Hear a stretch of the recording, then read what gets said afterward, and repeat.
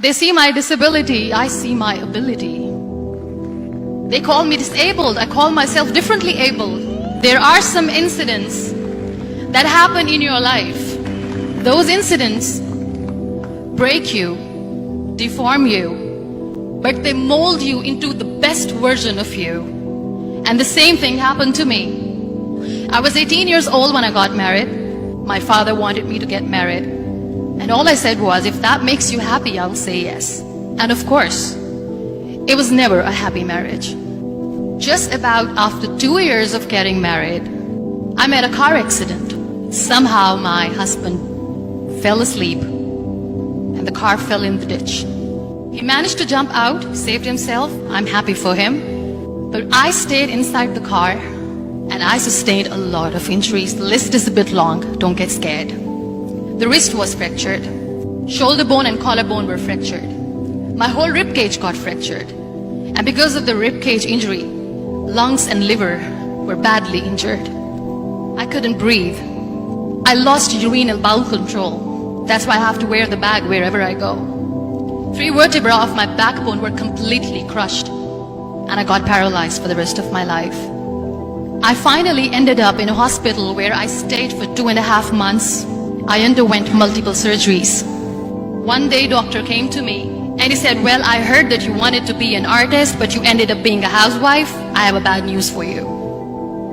You won't be able to paint again because your wrist and your arm are so deformed, you won't be able to hold a pen again. Next day, doctor came to me and said, your spine injury is so bad, you won't be able to walk again. Because of your spine injury and the fixation that you have in your back, you won't be able to give birth to a child again. That day, I was devastated. I asked my mother, why me? And that is where I started to question my existence. Why am I even alive? And that is where I realized that the words have the power to heal the soul. My mother said to me, this too shall pass. God has a greater plan for you.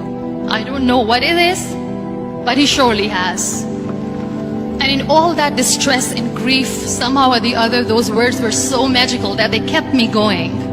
One day I asked my brothers, I know I have a deformed hand, but I'm tired of looking at these white walls in the hospital and wearing these white scrubs. I'm getting tired of this. I want to add more colors to my life. I want to do something.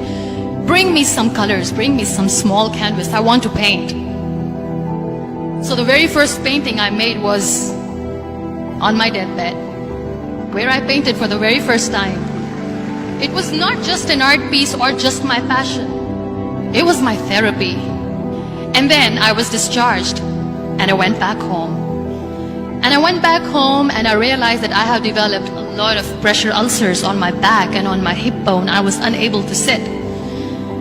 There were a lot of infections in my body, a lot of allergies. So doctors wanted me to lie down on the bed straight for not 6 months, for not 1 year, for 2 years. I was bedridden, confined in that one room, looking outside the window, listening to the birds chirping, and thinking maybe there will be a time when we'll be going out with the family and enjoying the nature. That was the time where I realized how lucky people are. That is the time where I realized that the day I'm going to sit, I'm going to share this pain with everyone to make them realize how blessed they are, and they don't even consider them lucky. That day I decided that I'm going to fight my fears. We all have fears. Fear of unknown, fear of losing people, fear of losing health, money. We want to excel in career, we want to become famous, we want to get money. We are scared all the time. So I wrote down one by one all those fears. And I decided that I'm going to overcome these fears one at a time. Do you know what was my biggest fear? Divorce. I was trying to cling on to this person who didn't want me anymore, but I said no. I have to make it work. But the day I decided that this is nothing but my fear, I liberated myself by setting him free. And I made myself emotionally so strong that the day I got the news that he's getting married, I sent him a text that I'm so happy for you and I wish you all the best. And he knows that I pray for him today. Number 2 was, I won't be able to be a mother again. And that was quite devastating for me.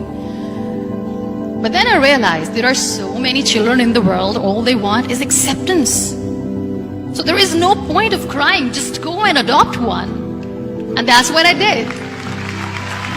People think that they will not be accepted by the people because we, in the world of perfect people, are imperfect. So I decided that instead of starting an NGO for disability awareness, which I know will not help anyone, I started to appear more in public. I started to paint. I decided that I'm going to join the national TV of Pakistan as an anchor person. And I've been doing a lot of shows for the last 3 years. I became the National Goodwill Ambassador for UN Women Pakistan, and now I speak for the rights of women, children. We talk about inclusion, diversity, gender equality, which is a must. Every time I go in public, I always smile. It's always a big toothy smile on my face, and people ask me, don't you get tired of smiling all the time? What's the secret? I always say one thing, that I have stopped worrying about the things that I have lost, the people that I have lost. Things and people who were meant to be with me are with me. And sometimes, somebody's absence makes you a better person. Cherish their absence. It's always a blessing in disguise. Live your life fully. Accept yourself the way you are. Be kind to yourself. Be kind to yourself. I'll repeat, be kind to yourself, and only then you can be kind to others. Love yourself and spread that love. Life will be hard. There will be turmoils, there will be trials, but that will only make you stronger. So when you accept yourself the way you are, the world recognizes you. It all starts from within.